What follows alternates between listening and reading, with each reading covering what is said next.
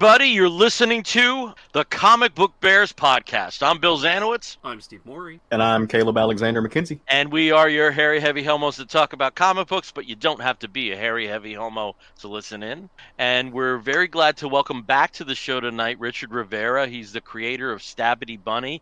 He's been on our show a couple of times. He's been a guest since 2016. I checked the dates today.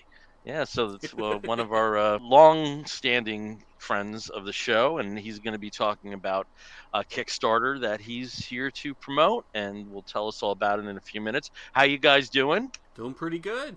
That is a loaded question. Yes, it is. Yeah. You checked the thing. I am the last man standing so far.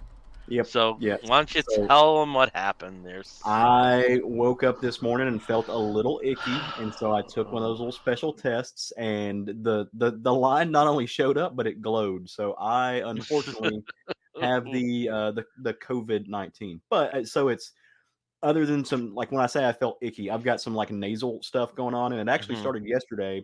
But it's so light that I thought I was just having like allergies. Like this is just regular like midsummer hay fever, so I didn't think anything of it. Just went about my business. But yeah, no, I got the COVID. Yeah. So let's hope that's as bad as it gets for you. I hope so. Fingers crossed. Yeah. So I'm last man standing. Yeah, it's me. Yeah. Well, the good thing though is that this doesn't seem like it was from a con, so it would have been from just regular life, I guess. The only thing I can guess is that I picked it up at the gym. That's that's about the only place I can think of. Movie theater, possibly.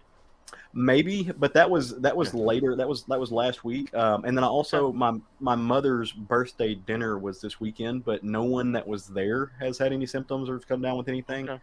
So I'm assuming it's either, like I said, at the movie theater, maybe at the gym, someplace like that. Just some random happenstance. But on the bright side, I'm sitting home studying for the bar, and it's not like I've got any place to be either. So I can just stay home and chill. And also, it's like dropped my voice an octave.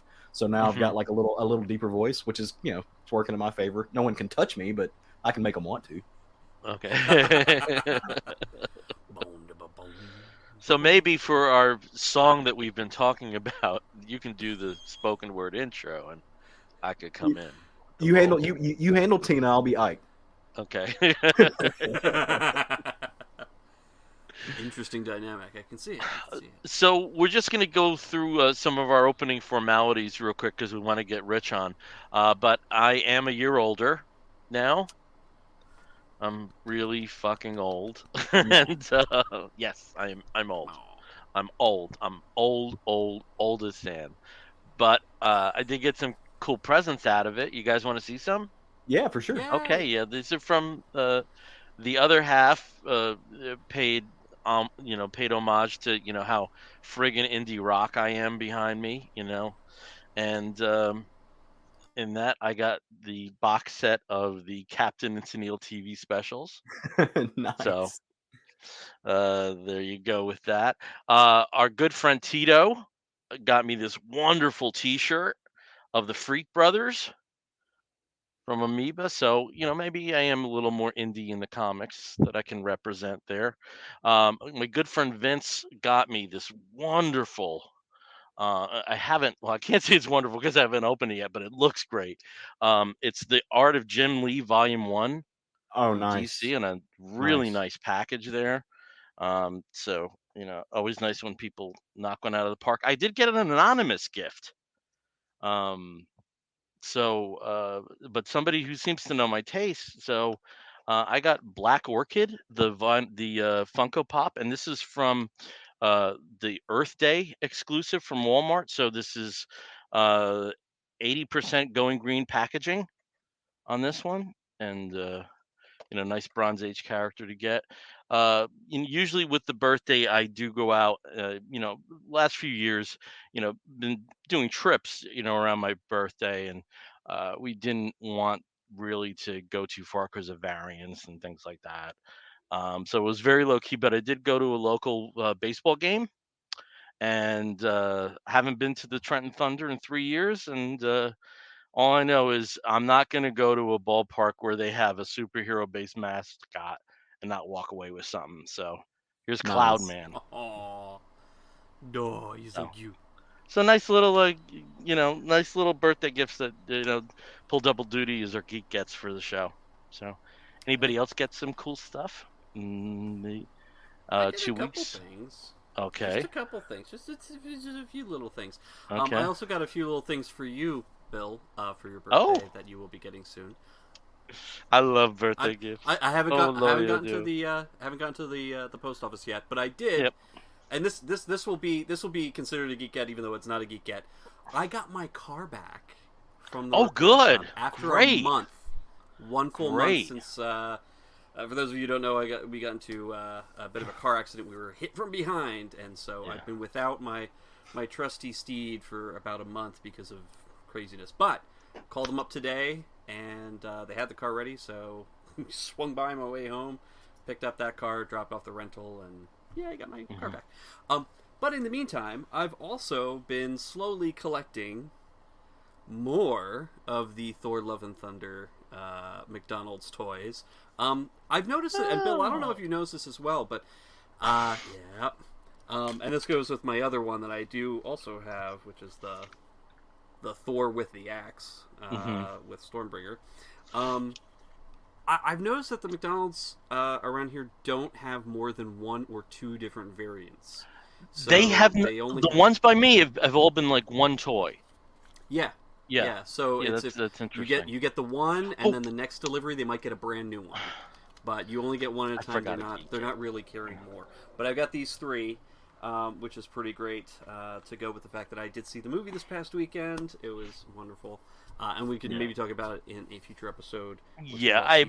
I think I may go on Sunday, so which is very early for me right now in the film's run, but I may go Sunday, and I do have one more geek get here. And for those of you who do know that we do love what we do in the shadows, and I did get a Daytona brand human alcohol beer, which I'm really excited about because the show just came back. I'm super happy, and now I get to wear this every Wednesday so I can watch my episodes with a Daytona t-shirt. Anyway. Cool. Caleb, we know you've been studying. Did you get anything cool to kind of dull the blow of?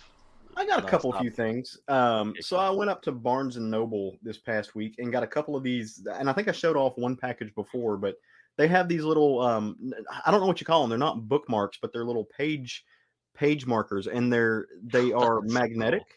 So you like clip them on the page, especially for like omnibuses or whatever, and they're all the little Universal monsters. So I've got the Mummy and the Wolfman and Frankenstein's monster and Dracula. So I've got those little cutesy things. And then last but not least, excuse me, added to my vinyl collection and picked up a copy of The Black Parade by My Chemical Romance. Nice.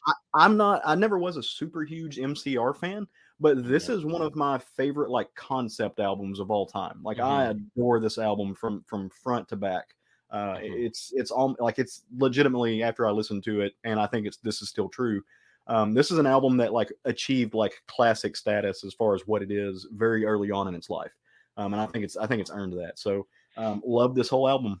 So I'm excited. I haven't opened it yet, so I'm excited to finally check it out. But in keeping with the show, there's a lot of alignment with Gerard Way being, pre MCR was a DC Comics intern, and then oversaw the Young Animal line and Grant Morrison's involvement with MCR. So and they're Jersey boys too, like me. Oh, I forgot about that. Yeah, I didn't know they were Jersey boys. New Jersey. Yeah, there was this brief period where Jersey had this kind of like between New Brunswick and Sayreville, like this, a pretty robust like emo scene.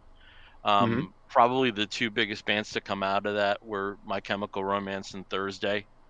And Thursday, I always thought were like a fantastic live band. I don't think that comes across on record as well. I think they're a much better live band than they.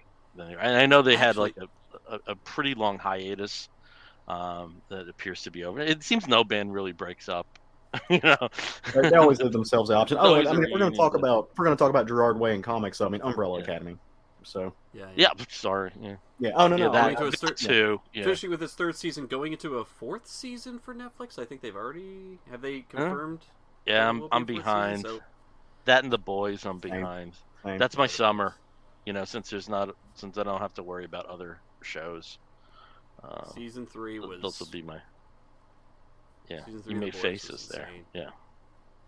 All right. Well, Awesome. enough of us talking. You know, let's bring on a guest. What the hell? So let me add him to our stream here. He's been waiting so patiently in our our spacious green room. Green room. There we are. There Hey. he is. So welcome to the show, Richard Rivera. Rich, you have graced us a number of times in the show. Been a guest a few times since 2016. Very happy to have you again. How you glad doing? to be here. Good. It's very good to hear. Now, I have been in the presence of greatness in how you pitch Stabbity Bunny to people walking by, and just apart from Stabbity Bunny, Rich is also the EVP of Scoot Comics, which is the all ages imprint for Scout. So, you know, if you want to talk to us about some of the goings on there, we'd be very happy to hear that too. But there's nothing like watching Rich pitch Stabbity Bunny to people who do not know a thing about it. So, since you are here to talk about the Kickstarter for Volume 2, why don't we open the door there for you to tell people, if they are unfamiliar with Stabbity, what it's about? Well, I don't know. No. I'm going to do the Kickstarter version because it's kind of been updated a few times. You've heard some of the older pitches, but Yep. Basically, we say Stabbity Bunny is Supernatural meets Taken, but with all female leads, and a little girl and her plush bunny that's been passed down through the generations must face an ancient evil that's been stalking her family for a century. There you go. The quick elevator pitch. Yes. So what? It's not like Stabbity's around here or anything, but so you needn't worry. I mean, you've seen what Stabbity can do. He's an inanimate object, but let's just say he's got a friend. Okay. He's got some internal qualities. Yes. Internal.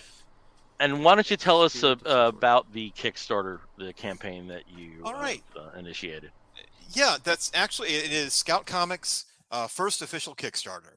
So it kind of made some sort of sense here to bring the bunny who started the Kickstarter back in 2015, kind of come full circle for the conclusion of that first story arc. So this is for Volume 2, well, also Volume 1, of course, for people who have not heard of the bunny and want to jump on board. But this will be the very first time that issue 12, there's a hardback, self-published of the first 6 issues. This will be the first time that issue 12, which is the conclusion, finally, a very long-awaited conclusion. We as a team, we had a lot of we've gone through a lot here, and as the whole world has, but we had extra, including even a volcano was involved with one of our people. Liesl Buenaventura lives in the Philippines, and she was actually really close to a volcanic eruption.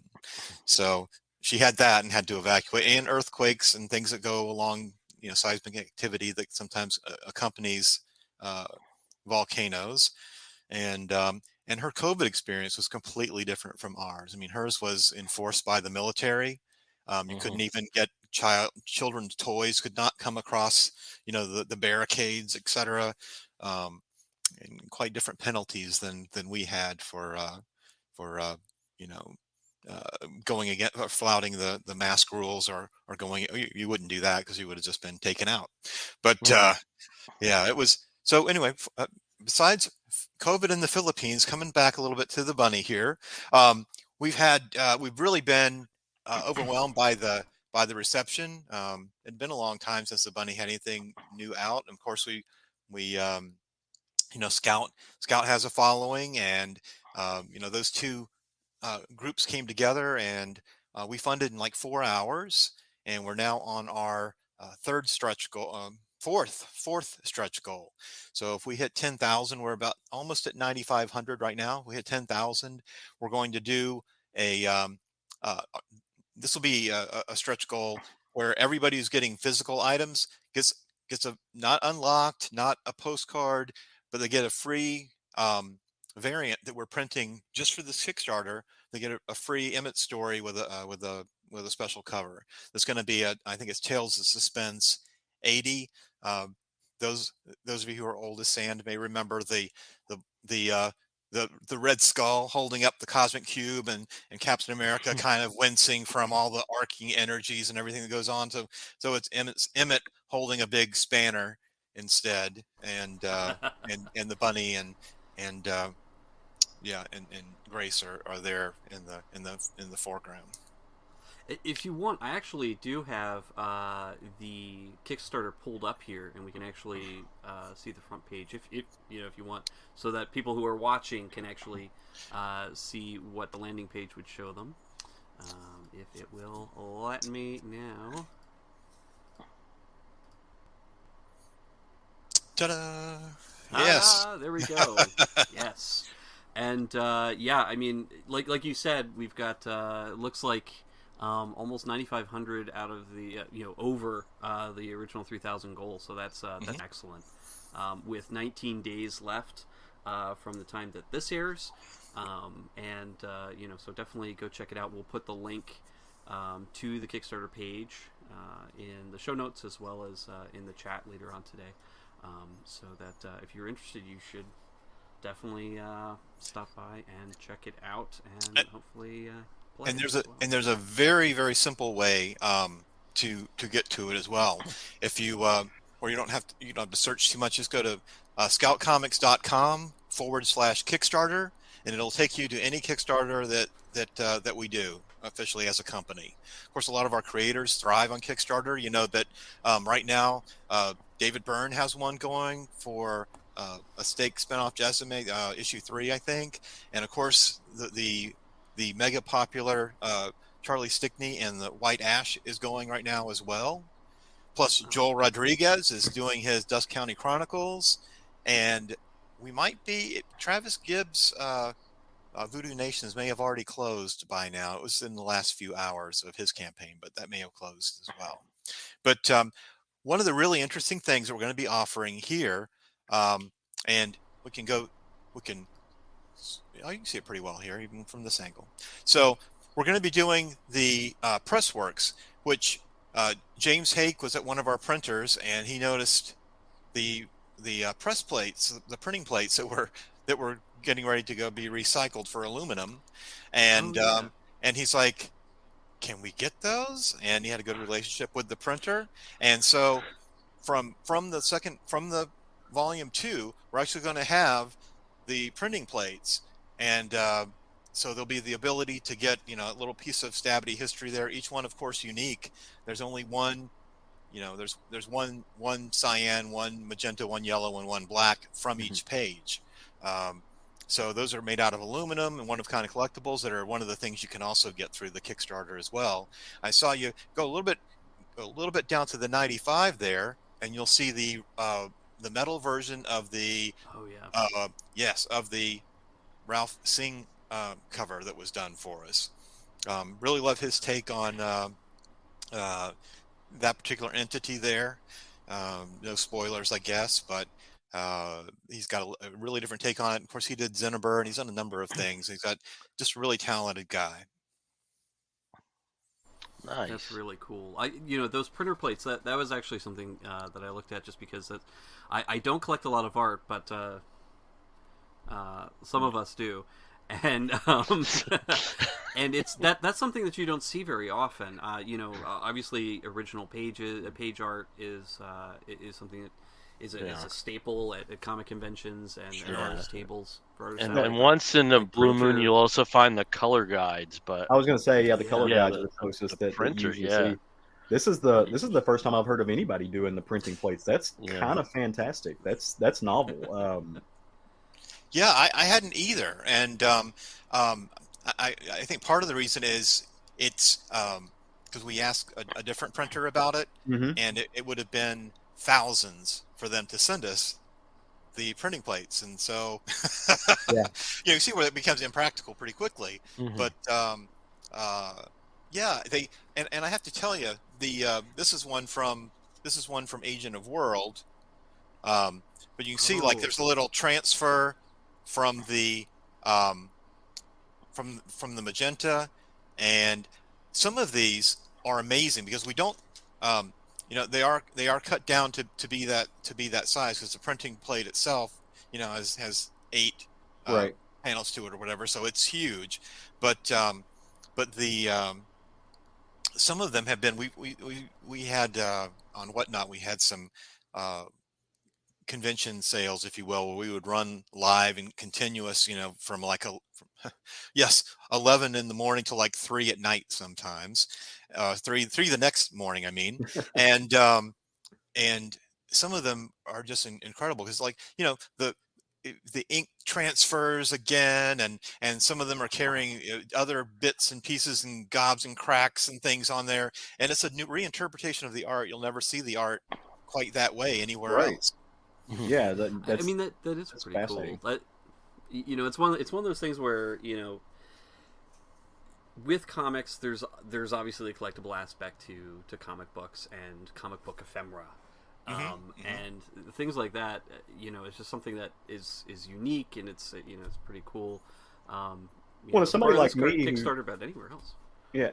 As somebody like me who's a process junkie, like I'm the kind of person, like I'll go up to artists at cons and everything and just talk to them like, hey, do you, like, I see you've got your finished pages, do you have process pages for sale? Because for somebody who's so interested in how the medium is created, this is, I think for folks like us who love the tangible aspect of these things. I'm going to edit part of this one here, but here's a black one, and this is from Darkland.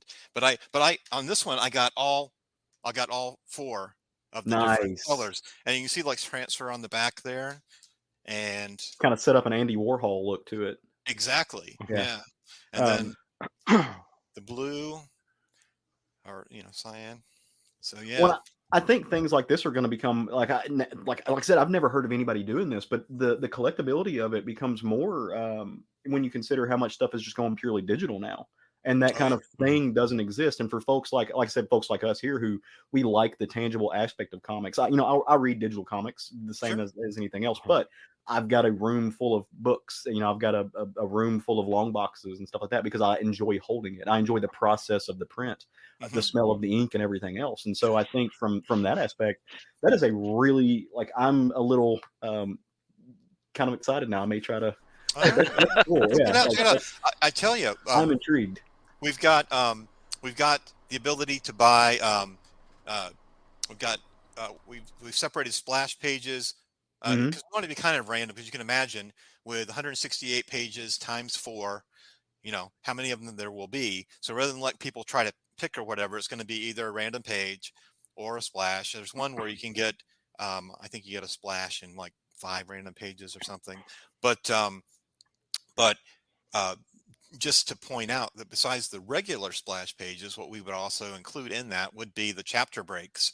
And the chapter breaks are going to be the covers from 7, 8, 9, 10, 11, 12.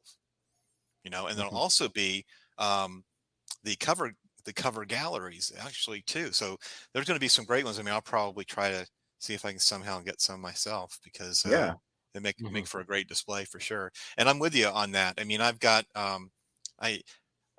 we will not have this conversation because I'll go into trauma. But back when original art days, I mean, the original art that I had as a collection, I could sell like a single page. If I had them, I would be able to sell a single page and with many of them, get a house. I mean, I had a lot of the Daredevil 158 pages. I had covers from Wow. Daredevil. I had I'm sure you remember the Hela coming down with the day Death died or whatever, Hela coming Hmm. down and about touch Thor. I had that splash page. Um, so I'm just saying though. So back then you could get a decent Frank Miller page at the very beginning for like Yeah. $125 or Yeah. something. Like, so I now know I could never ever capture one of those again. So this is still tied in. This is the ground level of this collectible. And once somebody gets it, they're the only ones that have it. And if they want to Yeah. sell it for something, it's whatever they want to sell it for, whatever somebody will pay. So um, I myself am not buying them to flip them. I'm buying ones that I want to keep.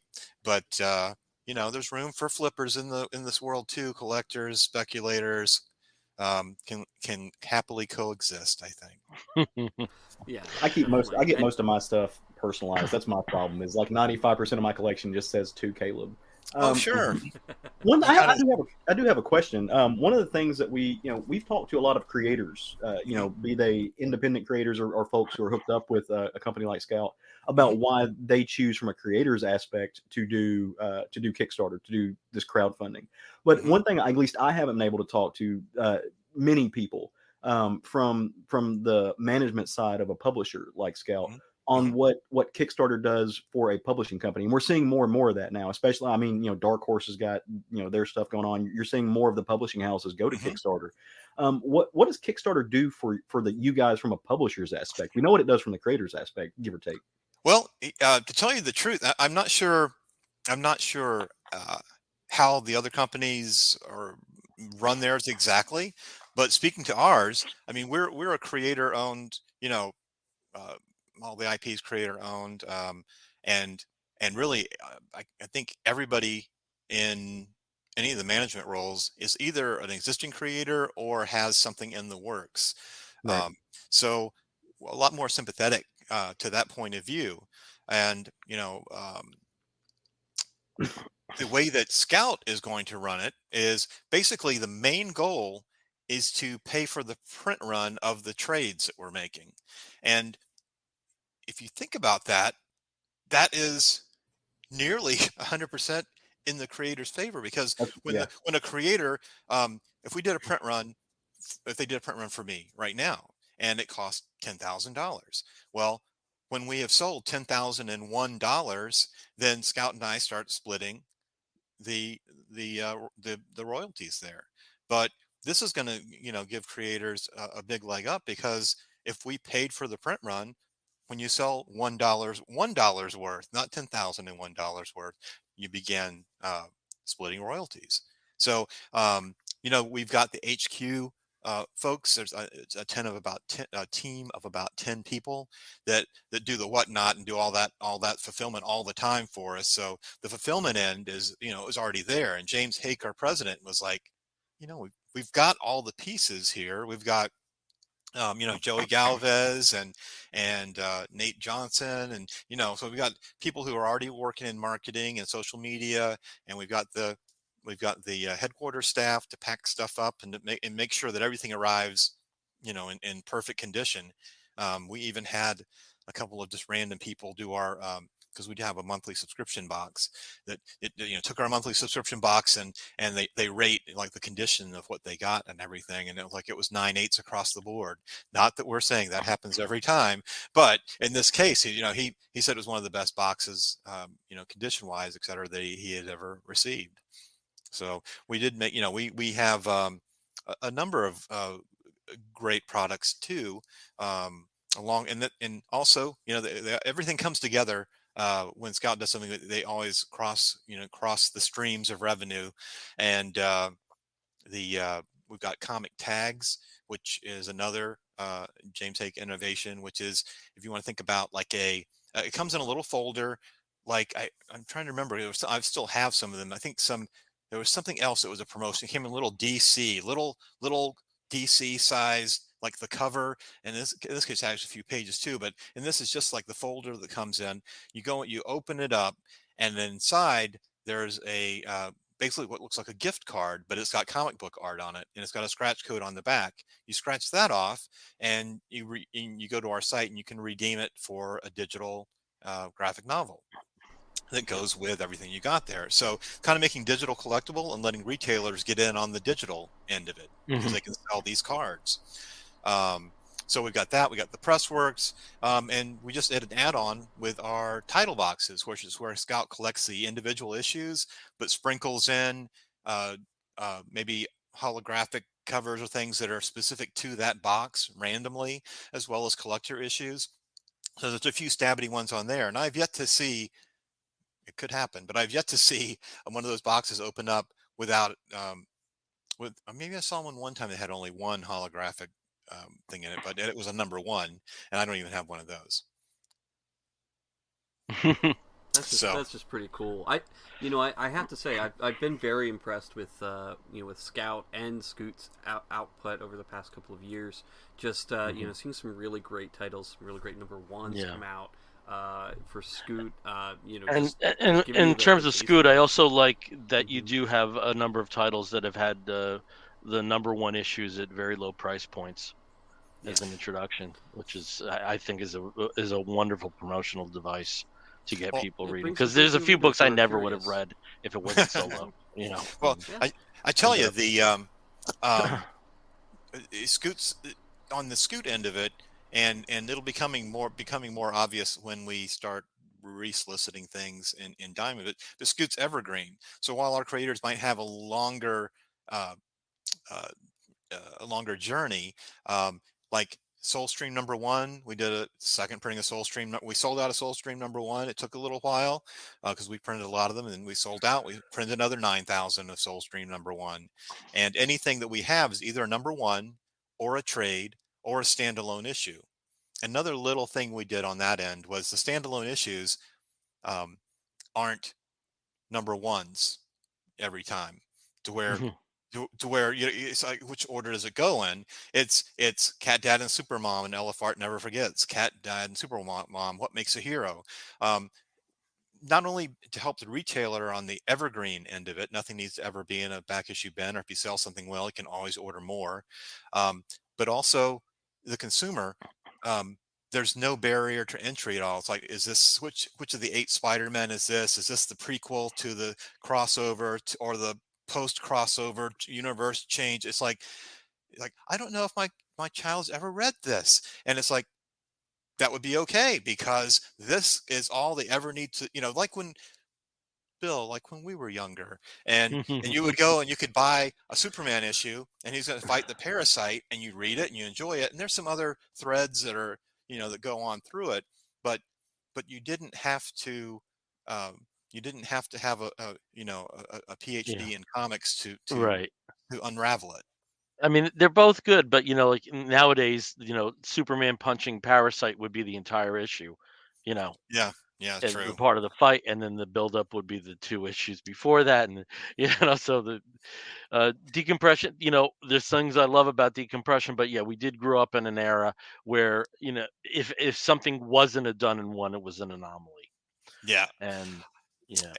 I'm gonna jump over to something. We got San Diego, which I'll be leaving Sunday to go to our San Diego con, and we're going to be premiering a number of things there, including we have a thing called Scripta Comics, and the Scripta Comics, there's a contest, and the people who win that, we take their comic and we make it a comic book, and perhaps super appropriate for this show, we've got Trance, which is LGBTQIA plus. They're basically a queer coven of witches, where there's being gay murders are going on in their town, and they use some of their abilities to try to figure it out. They're also owners, and they run a nightclub as well. They've got what I kind of enjoy about this, because I found that a lot of like the queer as folk or the L word or whatever kind of concentrated in one area pretty heavily. This has representation almost across the board, and more to come, I'm sure. But the interiors of this are black and white, just because he changed he changed colorist, and we didn't have time to get those colored pages in. But it's a great book. It's a Joey Capuana, and Pablo Moreno Collar is the artist on that. That's great. awesome. Yeah,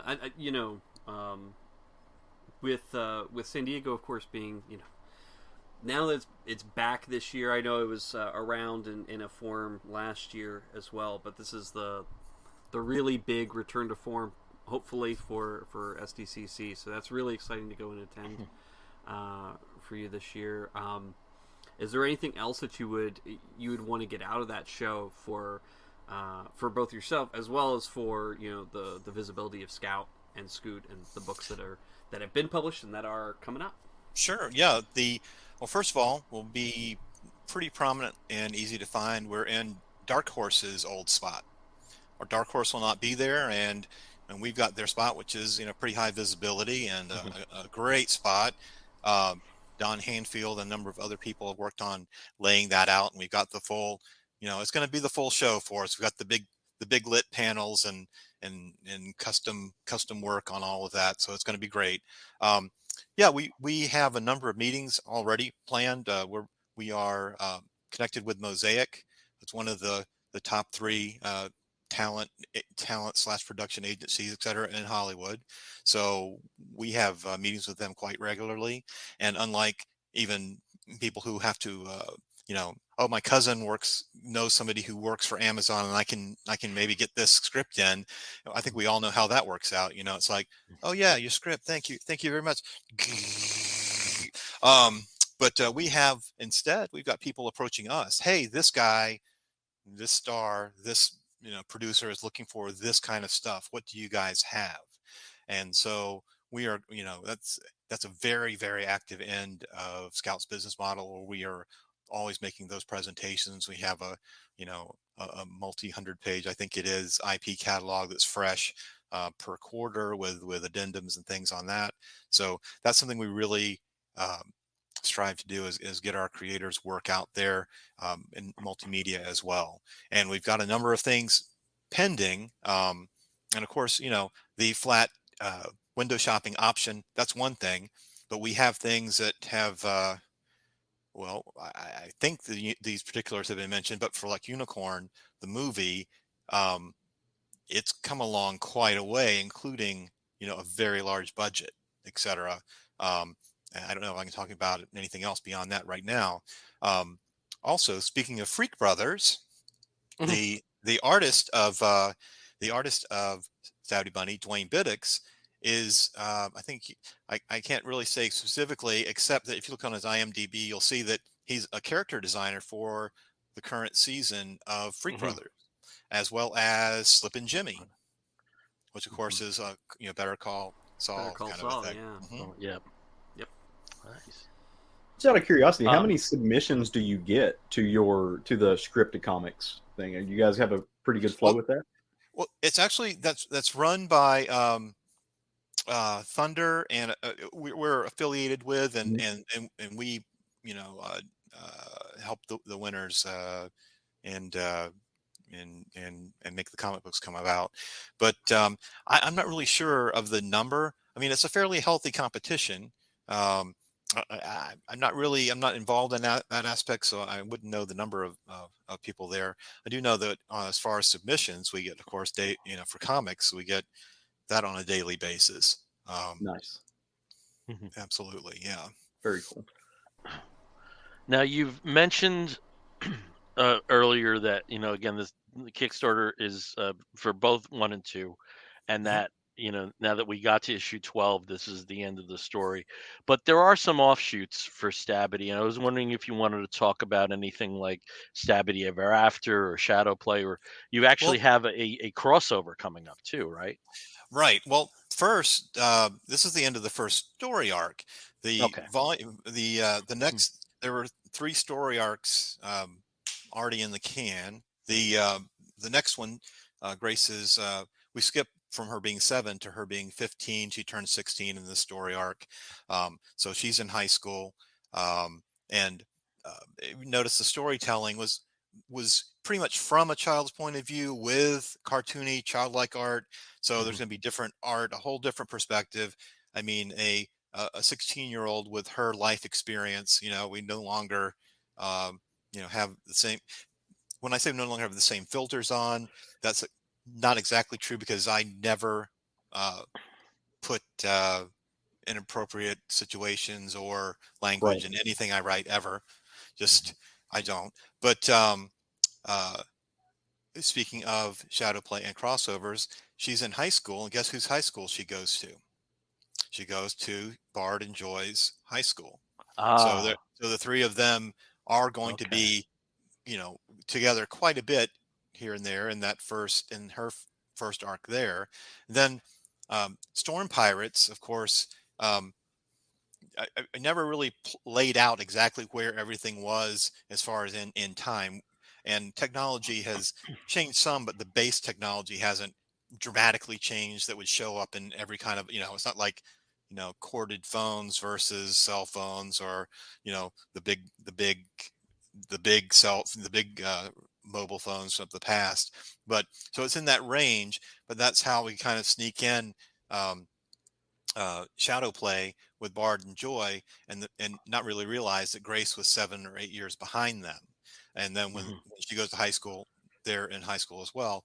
But Storm Pirates are of kids who've just, well, two of them recently graduated high school, and and they deal more with the upper realms of demigods and gods, etc., in that universe.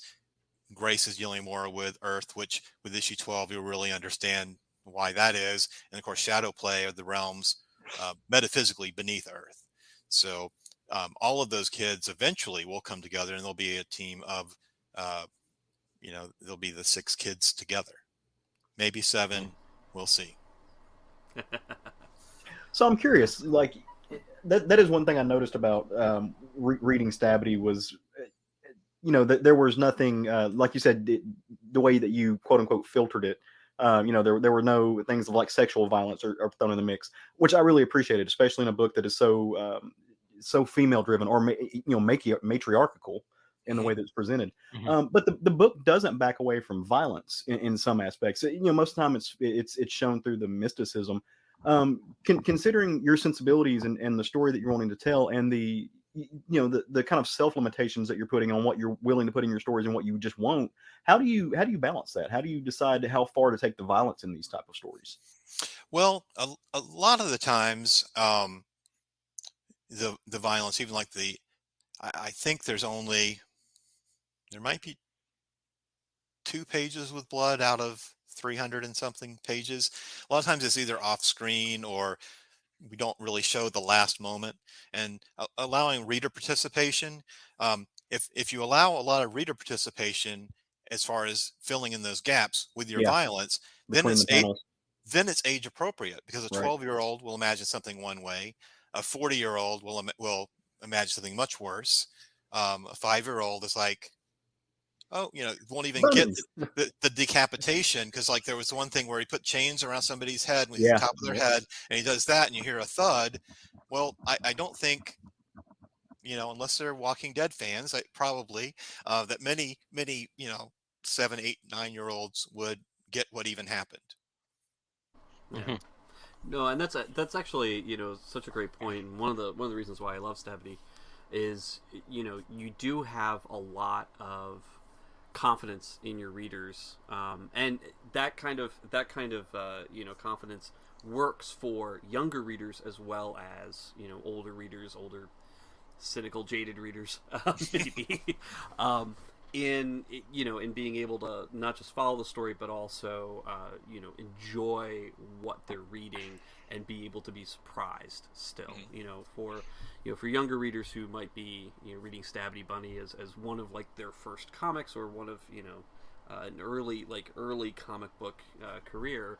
Um, are going to get a really great story that they're going to be able to follow all the way through.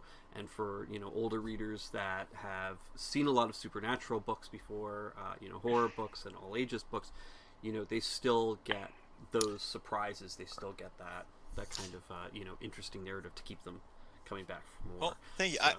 I'll say that there was one exception to that to an extent. Um, Emmett's story, and that's why it was Emmett's story and not Stabbity Bunny 10.5. Because Emmett's story, shows the results of a hate crime, etc.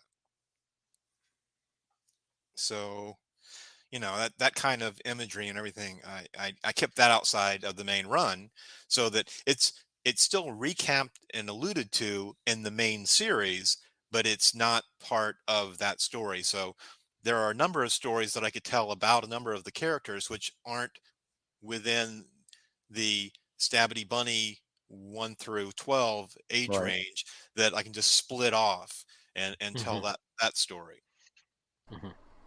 That's what's great about the visual medium, though. It makes it so fluid, so that you can take those stories and you can apply them where they need to be told, and to the same extent, like you said, between the panels, to allow the reader's mind to fill those things in.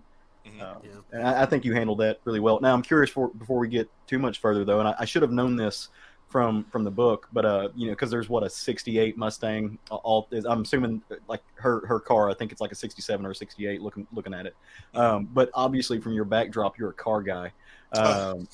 So what's your just for my own validation, what's your favorite muscle car? Do you have a favorite? I don't. I think different aspects at different times. Not that I'm trying to be too wishy-washy here, but there are times when different ones appeal to me. I mean, as you can see, there's a whole range up here, even 30s and 40s, and it's just a whole range. I mean,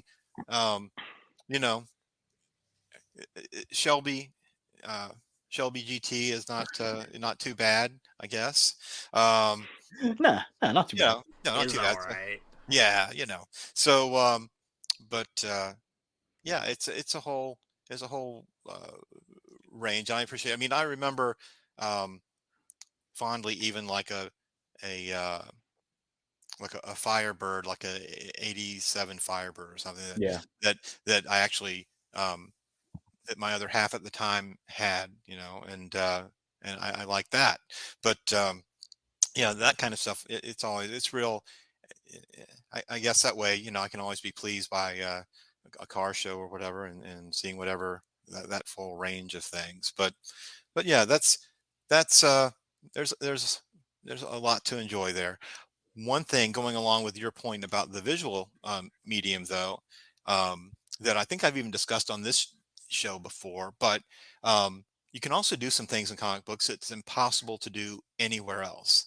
And there was an interaction when we first introduced Emmett. Well, he was a mechanic, but we were introduced him there. But when we introduced Emmett and his home life, and he's talking about, I don't want to go to this party and blah blah blah, and you hear the person off panel around the corner going, "Oh, you love it. You'll, once you get there and have a few beers, well, I'm not dancing," says Emmett, who looks just like me. He goes, "Well, once you have a few beers, you'll love it, and maybe we should walk." And I don't know, your knee's been giving you trouble, and then it's like, well, I'm feeling up to it, and then touches the hand of the person, and you see that it's a white bearded man standing behind him. So you kind of a way to hopefully, for someone who wasn't in that mindset already, it's like, this sounds like our relationship, but wait, it's two men, for somebody who might have been resistant to that, you've already delivered that whole message before they realize that it's been delivered. And not that I'm into, ambush writing or whatever, but I'm just saying it's a natural part of the story. But I when you can present another perspective in a gentle way, why not? Because people's defenses, especially nowadays, go up. Well, it's empathy in action, right? I mean, it's the same.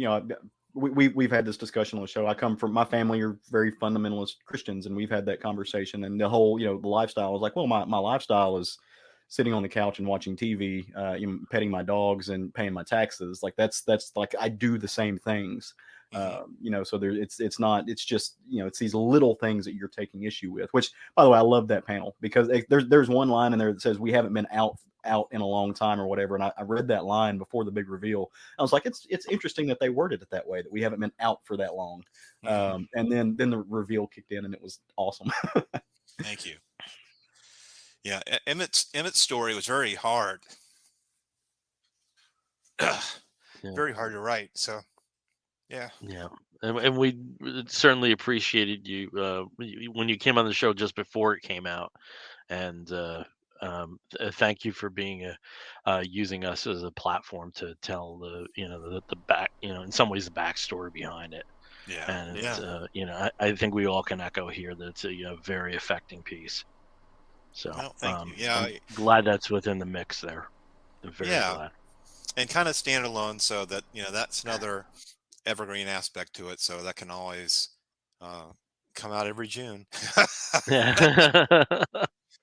But I'm very happy to have found a home with Scout, and continue to be honored to grow and to work with them. One update that you might not have. I'm now co-publisher of Scout Proper as well. Oh wow! Oh, very cool. Great. Working alongside Charlie Stickney, the other co-publisher, and of course, James is always our go-to man, the president idea man, and a great leader, because he's one of those great leaders that there's nothing that's below him to do, and he participates in every level of everything, and is one of the hardest workers. So whenever your leader is one of the hardest workers, that really helps the team. Yeah. All right. Well, let's head towards the last relay in here, handing the baton off to Steve. Steve, what else do you have for Richard? Well, Richard, like I mentioned, I've been really enjoying what Scout has been putting out over the past several years. Especially with all the issues that happened to every publisher during that first year of the COVID pandemic. I think that Scout's really come back with some really great ranges of different genres. Things that Stabbity Bunny fits really well in, over here with all ages, and also with the horror books a little bit, and with a couple other things. For your personal next projects, where would you want to really explore a little bit more if you're not working on something that's related to Stabbity Bunny? Something, a new genre or new something that you want to work with when it comes to Scout or Scoot? Well, I've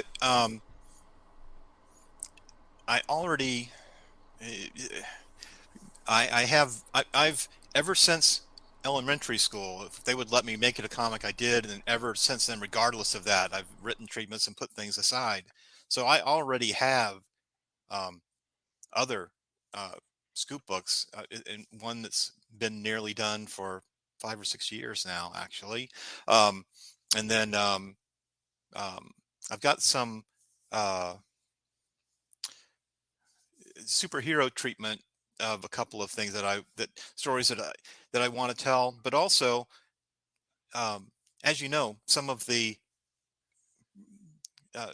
by other people, I'm not going to say mine will be entertaining, but other people, some of the more entertaining stories have come from people who have stories that they kind of, Watchmen or whatever, where they wrote it for other characters, and you can see the echoes of those characters in there, but then they take them in a whole different direction. And of course, that's been on steroids, Evil Superman part 58 or whatever, but done really well sometimes, boys, but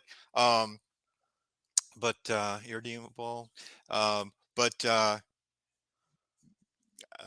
think that there are, I'll just say one of my oldest loves in comic books, alongside JLA and Avengers, would be Legion of Superheroes. And I, as I tend to do, did an exhaustive rewriting of ways to interpret all the races and what the Legion of Superheroes really is, why it came about, and all of those things. So, I mean, that kind of story could still be presented, like as a non-branded space opera of sorts, and still be told. So we live in as you know, we live in a fantastic age where the gatekeepers, can't stop you anymore, and if you've got uh, the will to make it happen, you can. So you can tell those stories. All right, Well, I'm very looking cool. forward to that. Very cool. All right, Let we're me heading know. into the Let me know. last lap there for you, Caleb. Caleb, here's the baton. What else do you have for Richard here? Well, speaking of the gatekeepers, so my last question will kind of revolve around your aspect as co-publisher. Kind of put your board of directors cap on a little bit. During COVID, a lot of things have changed, right? Like we saw at the very beginning of COVID how Diamond things happened with Diamond, and we saw the Yeah. fall after that. So, from your aspect, not only as a creator but also as a decision maker for a publisher, what do you see are the best avenues to put comics, kind of maybe even break out of the direct market, but to put comics in the hands of people who aren't the outside of the four walls of the comic book shop, who to maybe grow an audience that is not already looking to be sold a product. Well, it's kind of been comic books. Took a number of turns where in the golden age, you could go to a convenience store, you could go to a drugstore, you can go to a grocery store, etc., and they were there, and they were easily accessible and easily consumable. And I think that's why other markets, be it European or Japan, etc., they have a much wider distribution, bigger acceptance of um, our our build a wall around them and concentrate these people into this area and get as much wallet as we can formula without inviting new people in. We're seeing the repercussions of that. um i i, I think eventually, and maybe the easiest thing to do is like with a evergreen product like Scoot that's easily accessible, is to start working that into um, other markets and kind of reintroduce these books can be here without, and stand on their own and be enjoyed and be um, uh, picked up without having to make it a niche market. So I think making some inroads into that um, would be healthy. Simon and Schuster, we've got, of course, one of the companies has a deal with Simon and Schuster. They don't do periodicals. They do have a magazine arm, I think, but like a lot of of course, I'm surrounded by scoop books, but not the ones I need right now. Um, uh, a number of the books I made were 8x8. They even did fairly well in the comic book stores, but we're going to be introducing them. Actually, Monday we'll be giving the pitch to buyers for the January. This is how far ahead Simon and Schuster is for the January through April season. Okay. But yeah, I think we've got a series of books called Launch, and there's like initially 1, 2, and 3 level of launch, and level 1 was double page splashes and sounds and letters and very simple action. Level 2, vocabulary goes up some, still single pages, but then level 3 has panels, like 1, 2, and 3 panel pages, very easy to try to learn to read and how you navigate a comic book. So the that part of Launch, the purpose was to bridge the gap between picture books, which are one panel comic books, and sequential art.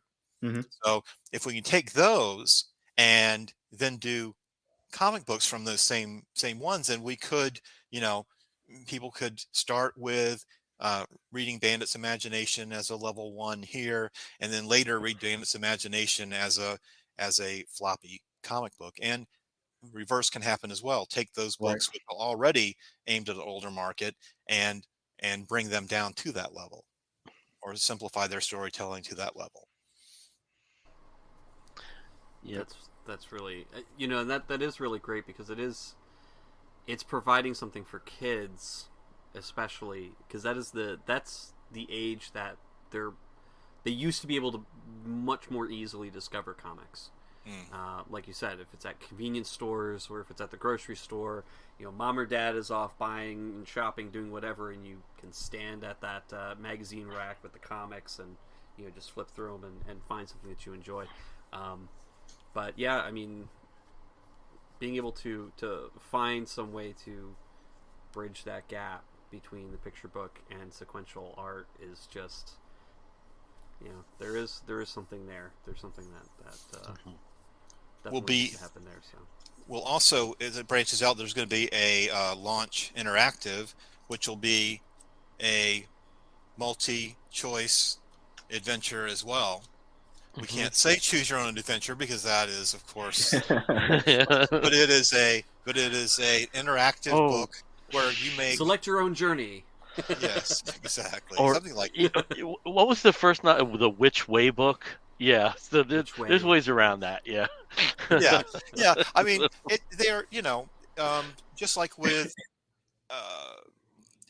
gaming cards or whatever, where Magic the Gathering did so well, and now you can't have a game with a mechanic of tap or or whatever, or those symbols. So we steered well clear of their area, but it's a bigger idea than one brand. Yay, so, lawyers. yeah. So the yes, indeed. The yes, I'm a fan of the lawyer. So you're the one. Okay. Yes. The one. It is the fan. No, I said a fan of the lawyer. The fan of a lawyer. But I mean, that kind of does open up to another question, though. Like, so you have experience with people who are actually like in comic book law. Like, what is that world like? Well, and how do I get into it? Well, I think people that really specialize in that, I think that is a I don't think that's a very large crowd, so there might be some might be some room for you there. And I personally haven't really interacted that much with any of them. However, I do have some friends who have, just because one creator came up with and document of and everything of Punchline before some other company did, DC, and so nothing, there wasn't really much to do there, but certainly want to at least preserve your right to continue to make your character, which came out 4 years before, etc. So so that's its own thing for sure. And I don't have to tell other lawyers here, but of the vast spectrum of specialization that can go on, and that lawyers very easily hand off. I'm great at this. I kind of know what you're talking about there, but really this person knows the nuts and bolts of every detail of this off the top of their head. I think you should talk to them about this. I guess like a general practice, a GP, or a ears, nose, and throat, or a podiatrist or whatever. So yeah.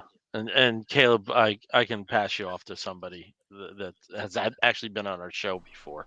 And a lot of his business doesn't come from comics, but it is part of his practice. But he can do it if he can. Maybe you could be the first. That's the only law you practice. Come up with a nice little sign. Yeah. You better have multi panels on it. Yep. And 4 colors. Yeah. So I can hang the printing plates. Yes, indeed. So, Rich, before we wrap up talking to you, do you want to just briefly go over what some of the Kickstarter levels are, and some of the stretch goals, and some of the rewards? Sure. Yeah. I mean, being a trade paperback, we don't necessarily have as much of the collector speculator end of it, but we do have one book that we put out there that's the metal cover and so on. But the base part of the Kickstarter is to get those first 2 trades out there. So if you don't have the trades at all, you can still just get the first trade. Maybe you want to just dip your toe in the waters. Of course, we got the digital, but we also have the digital collectible version of it. So you could get plain digital. You can get digital with a collectible card that lets you unlock the digital. You can get the trade paperbacks if you prefer that. If you're a collector, you can not only get those things, but you can get the process pieces. You can get the printing plates from making the comic book that you're holding in your hand. And we also have the metal collectible cover. The first stretch goal was a little, I think from Craven's Last Hunt, where Spider-Man was coming out of the grave. Got one with the bunny that way. That was the first stretch goal. The second stretch goal. It's funny how we all went into that posture really quick. Yes. It's ingrained. I mean, our first 3 stretch goals did the basic things of, here's something for free that's physical. Here's something that's unlocked that you couldn't buy before, and here's something digital that's free. And the next one is, here's something completely free that's physical again, but it's going to be an entire variant issue of the comic book, which is going to be brand new. Okay. Well, we're very glad that you're already funded, and hopefully we see that total add up. So congratulations on that, and thank you very much for coming on the show. We're just going to talk a little bit about some current comics, so you're more than welcome to stay with us. Sure. Okay, great. Awesome. All right. Steve, you're always my lucky charm there, kicking off the discussion. So why don't you tell us about something you're reading that you're digging? Definitely. And before we continue with that, I did want to mention that we do have the link in the stream right now for the Kickstarter, both the standard Kickstarter link as well as scoutcomics.com/Kickstarter. So, either way, if you want, you can go and check that out right here. Okay. It'll be in the comments. And we'll also put that up on our various points of contact as well. Exactly. So, yep. So, and it's good because we've got about 3 weeks left on it. So, definitely check it out. So it was kind of tough trying to figure out which book to talk about this week, because there actually were a lot of number ones that came out. I think it's just sort of the summer, like let's start a whole ton of series out. And so I decided to pick the number one, for a series that has been around for about 10 years, actually, that I have never actually read. And these two were kind of shocked that I hadn't read it. Now, I have read a few of the short stories that have been put out in anthologies over the past several years from Dark Horse, but I have never actually picked up a full book of Mind Management. So, Mind Management Bootleg, which is the new series from Matt Kint with art by Farrell Dalrymple. It's a great introduction for people who have not read Mind Management.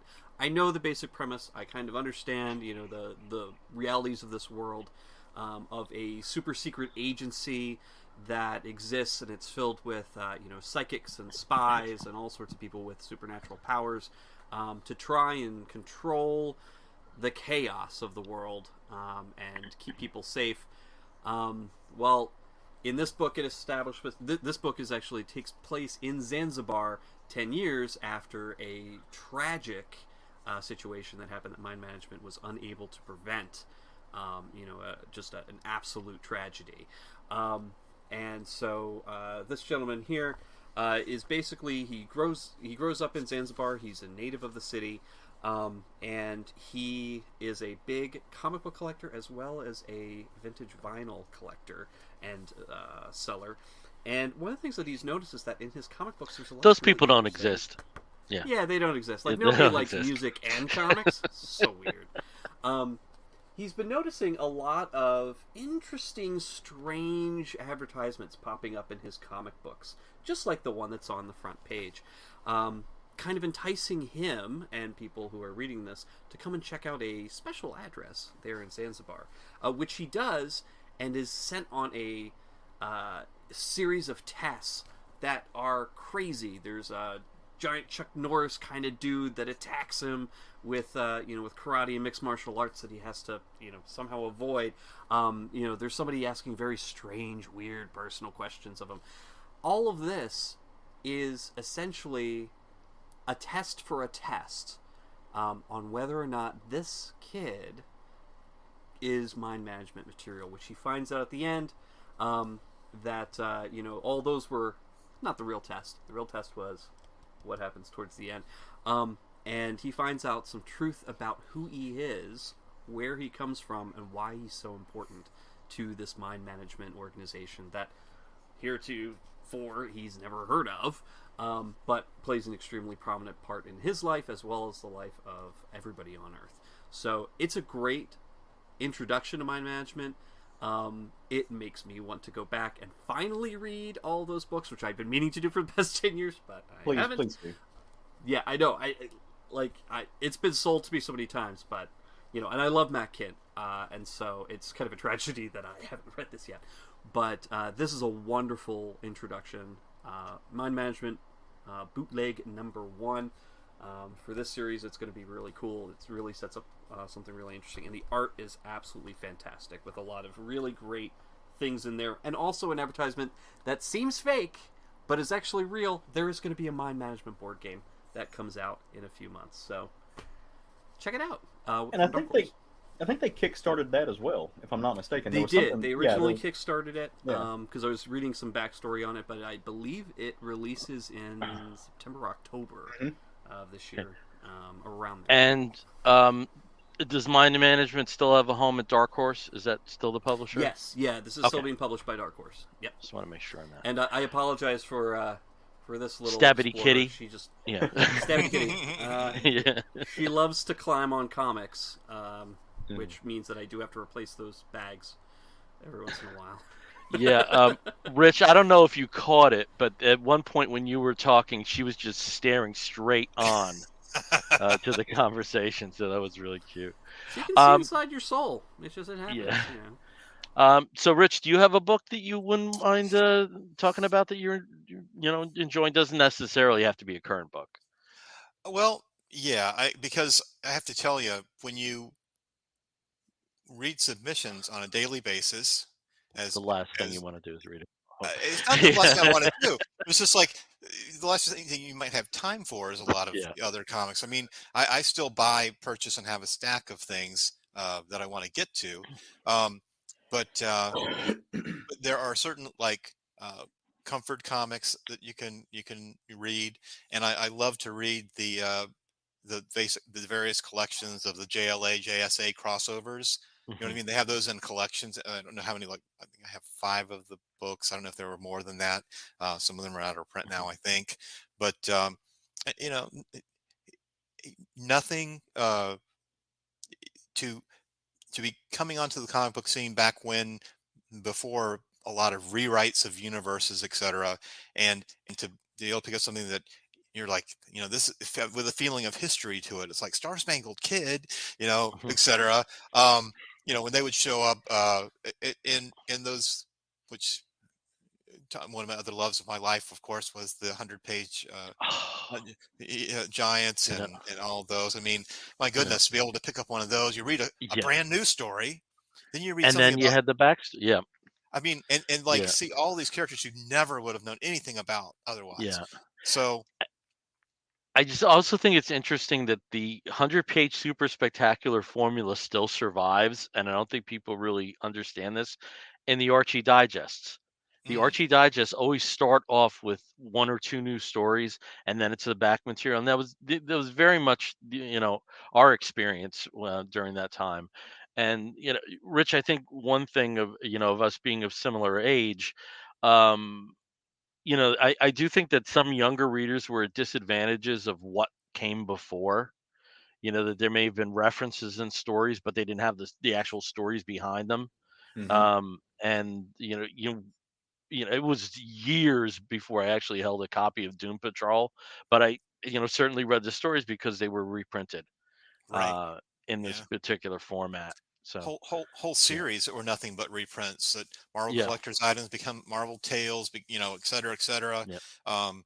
And so many firsts that now you take for granted. I mean, when the Vision went crazy on that scroll, and I don't know if it was Avengers 96 or something, and just was beating up. It was so shocking at the time to have something like that happen. And now it's just like, oh, chop his head off, whatever. But but yeah, but they're still there, and with so many of the publications and omnibuses and et cetera, you can still go back and see the foundation of what you enjoy now. Yeah. Well, Ki- we live in the age of Wikipedia now. So when you see those, and yeah. I still am a huge fan of like the editor's notes, where in mainstream comics, where they leave you a Yeah. little note, say go check out this and blah blah blah. We have the benefit of having the internet in our pockets now, where we can go find that, or we can find where to find that, which is Right. really Oh yeah. Yeah, and another community that Caleb and I are a part of. You can drop omnibuses and you can use omniboo. It's okay Okay. when Okay. referring to it in plural. Okay. Okay. Very cool. Okay, good. All right, over to COVID Caleb. So, what do you have there? That won't a, stick, I know. a new moniker apparently. Yeah. No, so I read a book. As you might imagine, I'm a little bit behind on my reading with studying and bar Hmm. prep and whatnot, getting ready to go into that. But read a book that came out, I think, about 2 weeks ago. Finally got to it on my little stack. It's called Sins of the Black Flamingo, number one. It's published by Image Comics. This is written Hmm. by Andrew Wheeler, art by the great Travis Moore. Tamara Bonvillain did the colors on it Hmm. with letters by Aditya Bidikar. The long and short of it, this is a crime book slash spy book slash really flamboyant, awesome queer fest. I'd like that. I don't know how else to filter it as far as labels go. The Black Flamingo is a he's a thief, right? But he's kind of like a half Robin Hood kind of thief. And where I say he's a half Robin Hood, like he steals from the rich, but it's not necessarily to give to the poor, just because the poor doesn't have anything to steal. And he really doesn't do it for the money as much as he does it just to like thumb screw the system, so to speak. So like when a young couple come to him and they say, "Hey, we're Jewish. We're descendants of people who, were in the Holocaust and were taken to the camps in World War II. These people who took our predecessors, our ancestors, took something from us, something tangible, and we have found out that it's been sold and it's been passed down through black markets, through people who collect such things.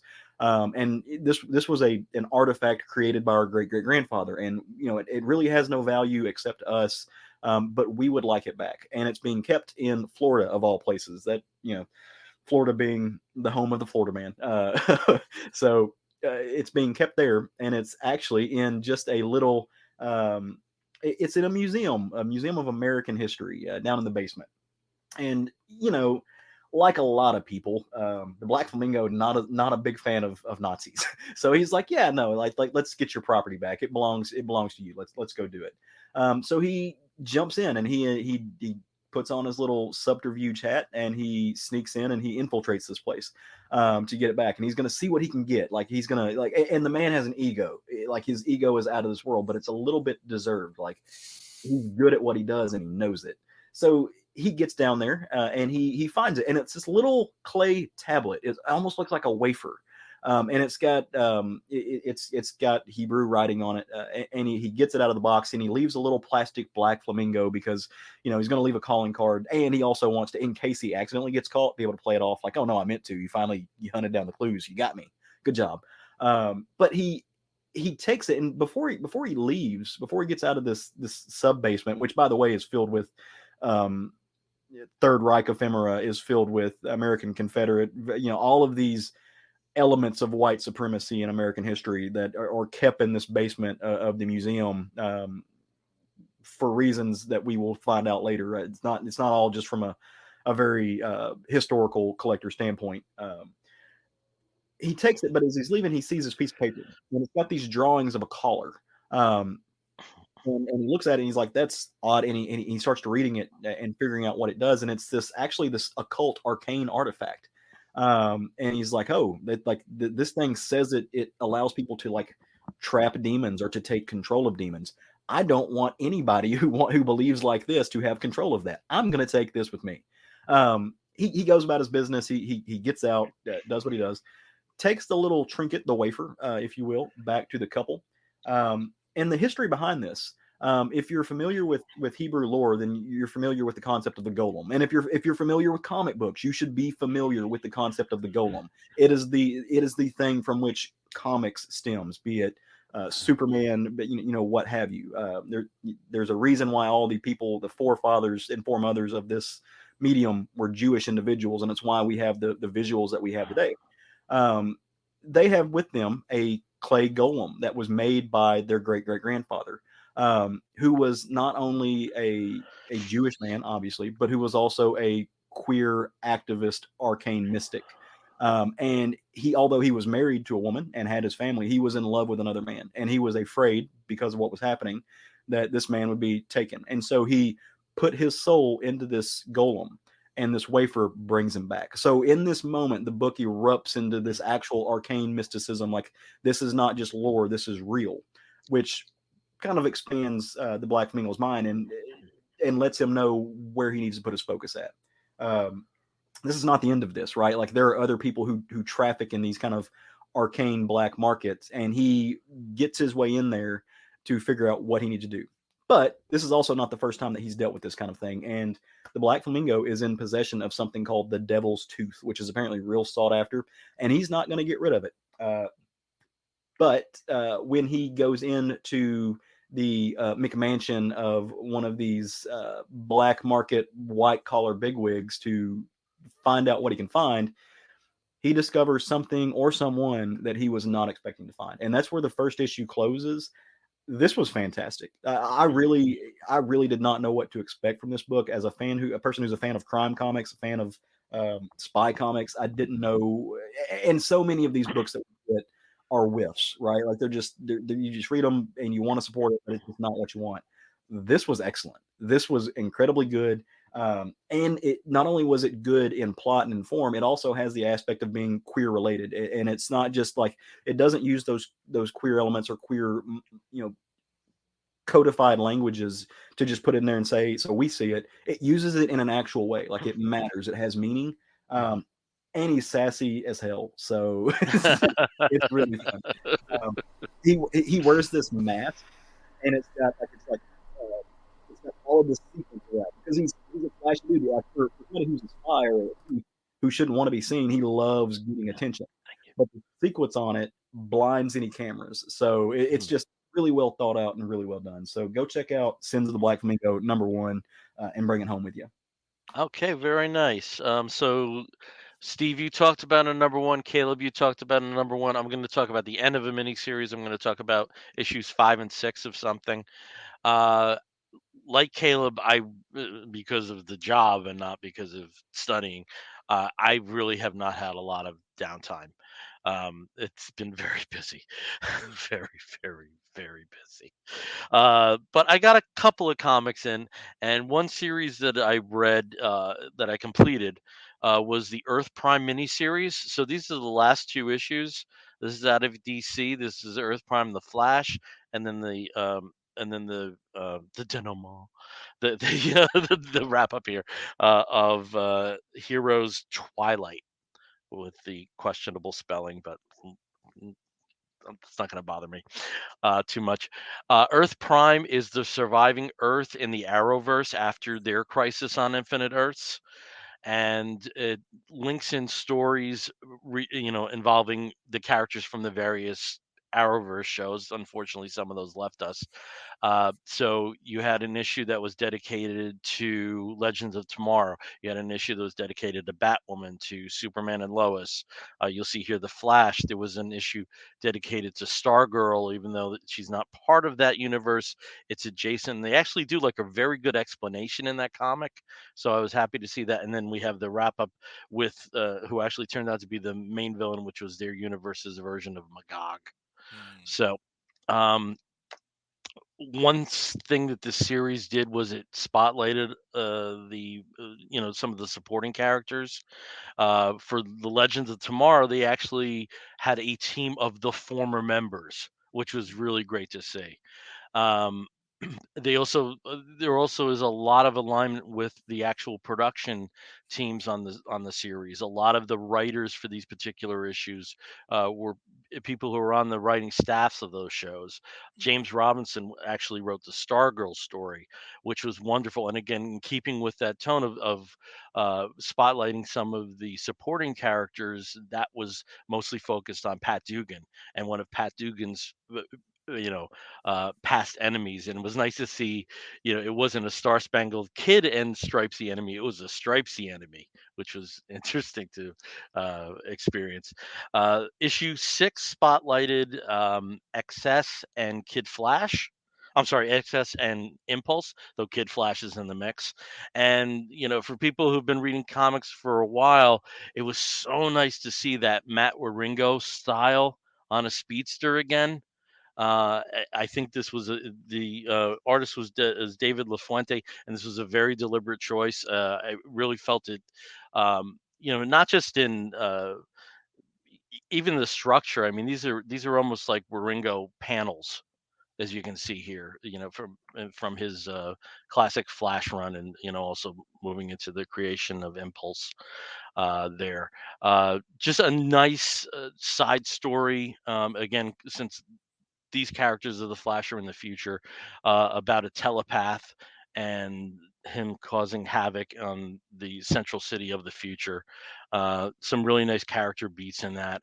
Um, and they also sprinkle in other elements from the series. Argus is in there, and the various other Legends of Tomorrow concepts are in there.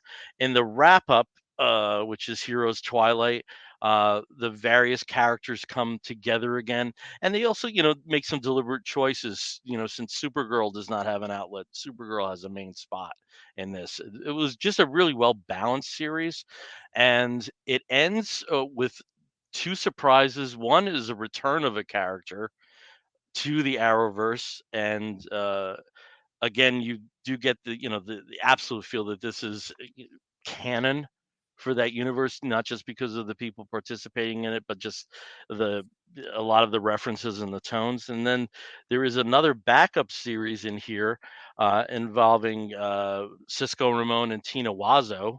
Those characters have not met in on the TV series yet, but they've met in here, and it leads directly into Flash season 9, which is a nice little device. So if you're a big fan of those series, I can't imagine not picking this up.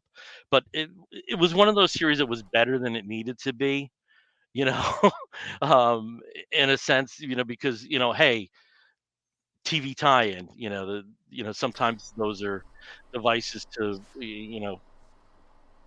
let's basically keep certain service marks going in a medium, and and also in this case, spotlighted a lot of artists, and in terms of the writing staff, the people that have written these characters but have not written comics. And there's some, very new artist names in here. So it was a really well balanced, well constructed series. I imagine it's going to be collected very soon in a trade. So that was Earth Prime issues 5 and 6, and the other four were pretty good too, especially the Stargirl issue. Definitely seek that out, especially if you're a fan of James Robinson, because there's nothing that makes me happier than a times past story, and it half of it plays like that, which is really nice to see. But um, that's good. I actually do have all of these mhm. somewhere in Yeah. that pile, ready to read. Tell the cat Ready to get to them. read anytime. Yeah, tell the cat to get Yeah, the cat will find them before I will. That's true. Okay. All right. Well, we're going to start wrapping this episode up. And when we wrap an episode of the Comic Book Bears podcast up, we do so with a segment we call the Woofs of the Week. In the bear community, if you find a fella attractive, you woof at him. And we do something similar. We woof at something that may be a comic book, but it may also be a film or a TV program or a charitable initiative, anything under the sun that we think you, fair listener or viewer, may be interested in sampling. I'll start with our guest, Rich. If you have a woof of the week, please offer it. Gosh, I too much input here. Should have got me first. I need more time, but I It don't can be know. a Kickstarter that you heard about. Well, no, I have to say this might be a controversial wolf of the week, but I think that the boys have really managed to keep me interested. I think they may have gone past, uh, in many ways, the comic book itself and their presentation and their choices of their focus. Um, and even though I am sometimes uncomfortable in a gritty, almost nobody is super likable universe. I can take it here. And just that constant feeling that at any time, I mean, any scene with Homelander, any and all of you might die. He is a ticking time bomb. He is unsettled. And now that he's gotten some, spoiler alert, I won't go into detail, but now that he has more support for some of his darker actions, I can't even imagine what the next series will contain. Yeah. Yeah. Wholeheartedly agree. Absolutely. Um, Absolutely. I do have to ask, as somebody who is so far behind on it, though yet owns every single issue of The Boys and the ancillary series, have they deviated from the comic like Yeah. significantly? Oh, a lot. Okay. They do have elements though. They have a lot of Yeah. the elements from the comics, and usually presented slightly differently. They're Okay, So 'cause Little I've Nina's only a seen the little bit first different. season, and this will be Hero one of my Gasm summer was a little bit binges. Yeah. different. a A lot different. their Stormfront choice was very smart and changed the dynamic a lot. Okay. Yeah. Plus, I love that actor. I love that actress. She's great. She's great. The overall theme is kind of tracking with the comic. They've changed the tone and then the way that certain elements are introduced. Okay. Stuff. Okay. So, Cool. but yeah, I enjoy it way more than the comic, way more, and that is rare for me to say. Okay. Cool. All right. Let's go to Steve. Steve, what is your wolf of the week? Well, I kind of mentioned a little bit of this wolf, but I do have another one, and I had talked very very briefly. We had mentioned it, I think, 2 weeks ago, because I surprised Bill by not having it as my wolf of the week. But now that we are halfway through the season, I am going to mention Dark Side of the 90s, which is available on Vice.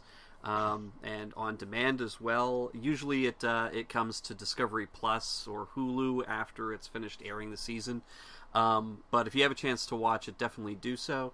It is the second season of Dark Side of the 90s, and I think the subjects this year have been great.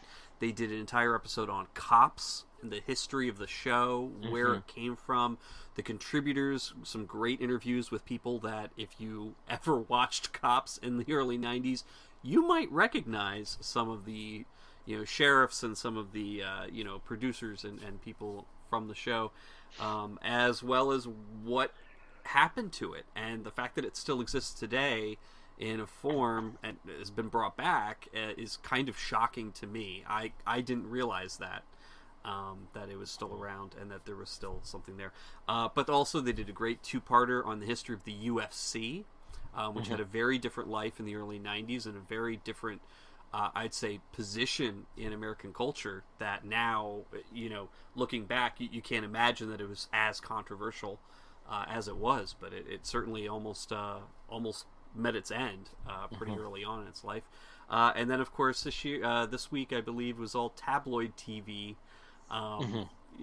Amy Fisher, the Long Island Lolita, and that kind of, hard-hitting tabloid-style news show, A Current Affair, and Inside Edition, that kind of stuff. Which that gives me a moment to mention the Maureen O'Boyle story. When the first week when we moved into Charlotte, we were at a little sandwich shop that was right next to our apartment, and there's Maureen O'Boyle, who, after she was on A Current Affair, ended up going to local news in Charlotte, North Carolina. So she does not age. I hope there's no tape of existing, but I did play Joey Buttafuoco in a student film, and it was brief, but the one sequence was Joey Buttafuoco and Grace Jones starring in Howard's End. That it's like Mary, I shan't give you Howard's End, and then Grace Jones would come in, but she should forgive you just as I forgave you for Mrs. Bast. I just remember the lines, like, because we had to do them, like the director was like inept, and we must have had like 70 takes. Wow, and YouTube has everything. Oh no, they don't have that, but yeah, so not yet anyway. Yeah. If anyone has footage of that, I need you to contact me.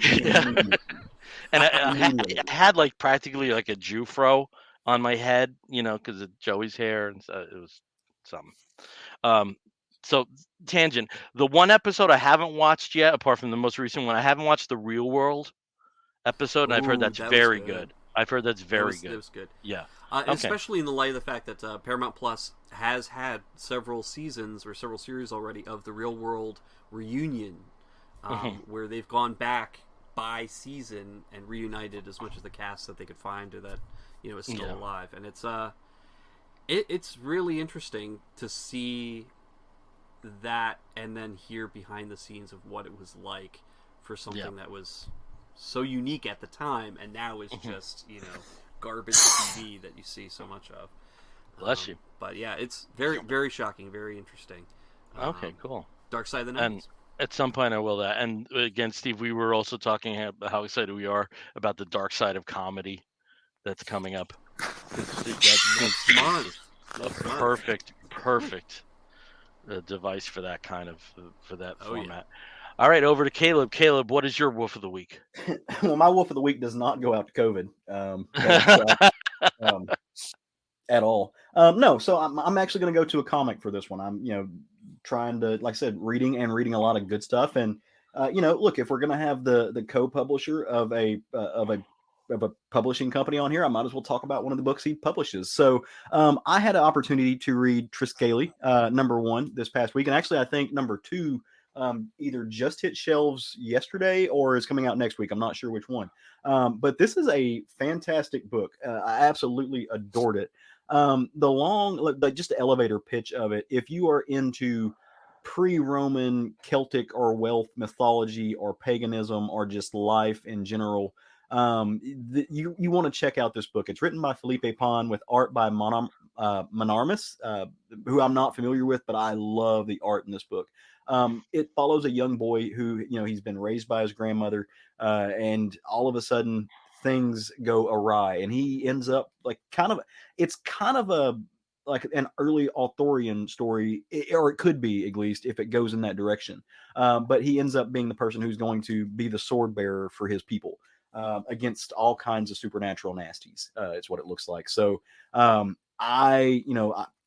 fascinated by paganism. I'm fascinated by this pre-Roman European world, and this took me. I picked it up kind of sight unseen off the cover alone, which is rare for us anymore. Normally, I don't like cover art. Does not make me grab anything. But I saw this and was like, yeah, I'm going to read that. And within like an hour after I read it, called up the shops and put it on my pull list. Like, I need this book. Give me all the issues. From Scout Comics, go check. And I think I'm pronouncing that right. So please correct me if I'm wrong. But Triskeli? I've heard it about 3 ways, even within the office. So okay. I've heard Triscale a lot, but I don't know. I'll get with the creator sometime, and they can tell us exactly, and I'll come back one day and let you know. I will say, along with things like that, we've got West Moon Chronicles coming out, which will deal with Korean mythology. So we've got a lot of really, a lot of interesting takes in and perhaps mythologies and things which you don't see quite as often coming out soon as well. I can't wait. I'm giddy. Cool. All right, my wolf of the week goes out to a documentary series that is airing or streaming on HBO Max, and that is Menudo Forever Young. I can't believe I started watching this, but as soon as I put it on, I was fascinated. Again, Menudo was a boy band, and we really were like the first boy band that had a formula to it, in that members were retired after they hit around age 15, and newer members were brought in, and it covers the band's entire history. I didn't know a thing. I knew Ricky Martin used to be a member. That's and they sang in Cannonball Run too. It's about as far as I went. And of course, growing up in the New York area, there was some TV coverage, but that was about all that I knew. And it really is a fascinating story. The group was basically pulled apart in the end due to sexual harassment from the team's management, and the interview subjects, who are all former members of the band, uh, and there are some other journalists and some other people interviewed, but for the most part, the lion's share of the interviews are with the former members. Just some really fascinating, charming guys, and it's just an epic story of this band that had a very unique foothold in particular areas, as a Latino boy band, and ventured into markets that no other band like them had success with before, and just there's a lot of gay. So for this would have been ideal for Pride Month. There's a whole lot of gay going on in there. And so there's a 4-episode series which is on HBO Max, and that's Menudo Forever Young. That's my wolf. There was a shocking story on that one that I didn't really think of it, but because they kind of got their start in the 70s and early 80s, which was a pretty turbulent time for parts of Central and South America. Oh yeah, when they were in story about El Salvador. That was just amazing that the entire country had a ceasefire. Yeah, they had a ceasefire in their civil war. They had a ceasefire because Menudo was there and Menudo was going to be playing. And then also that remarkably touching story about the bodyguards that were assigned to them. The young guys who were just a few years older they were than them. Just a few years older than them, and they were kidding around. They were, playing in the hotel rooms with the guns, and then at the end of it, there was this sober realization that these guys were headed back to the front as soon as these concerts were over. It was. There's some really riveting moments in it, and it's an epic story. It really is. So I think people don't worry, because believe me, it hasn't changed my opinion of the music one bit. But in terms of a character analysis and of the people that actually do get caught up in this world, it was just fascinating. So really loved it. And the way my comic book mind works, it spun me off into members leaving and things. So theories I haven't thought about for a long time. I might have to go back and try to dig up again. Strike Force Morituri. Yeah. The Strike Menudo Force is the Strike Force Morituri of Latin American boy bands. Yes. Yeah, there you go. That can be like a pitch there. Strike Force Menudo. Yeah, right. That'd be ideal. Get it from me, Stan. I don't hear what you have to do. I want it. Wrap it up. Okay, go ahead. Well, Rich, thank you so much for joining us. Hope to see you. Apart from San Diego, do you have other cons that you're going to be at? Yes. Well, the closest one to San Diego, I believe, and if I'm getting this wrong, forgive me, other conventions, but Geeked Con, which is Shreveport, Louisiana, just barely not in Texas, so they draw from a lot of places, and just as luck would have it, just from the people that suddenly the guests they were gathering and everything, it's kind of almost, it is comic book, it absolutely is, but it's almost going to be like on the horror side of comic books. Nice. So Scout's going to have a big presence there. And we'll also see if you're a fan of the battered VHS in the afterward sale comic book covers. It's going to be the first Stabbity Bunny VHS cover. Will be a convention variant there. Nice. And then I'll be at New York with Scout. Scout's got a nice presence in New York, trying to maintain that, and there's always, like with San Diego and New York, there's going to be lots of announcements. I mean, if you watch our press releases, every few weeks there's some sort of announcement about something being fairly well along in various aspects of multimedia. So, going to be at Daytona. Cool. A lot of the Florida ones, and then but New York and San Diego are the main, and Geeked are the main ones outside of Florida. Nice. Well, again, thank you for joining us. Awesome. Thank you for joining us for this time. Best of luck with however the Kickstarter ends, whether it's 14,000 funded, 14,000% is what I meant Yes. to say. Yes. That's what I That's want even to say. better. That's even Let's get better. it there. And I'm sure we'll see you soon. So Oh, some absolutely. point in person. Yeah. All right. Again, you have been watching the live stream of the Comic Book Bears podcast. You can find us on the Twitter and the Tumblr and the Instagram as Comic Book Bears. You can find us on the Facebook as Comic Book Bears Podcast. If you want to write to us, please do so by sending an email to comicbookbears@gmail.com.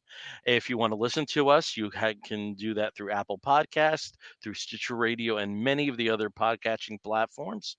And until next time, I'm Bill Zanowitz. I'm Steve Morey. I'm Caleb Alexander McKenzie. If you're listening to the audio version, you're going to hear a woof and an explosion. We'll be back real soon. Take care, everyone. Woof.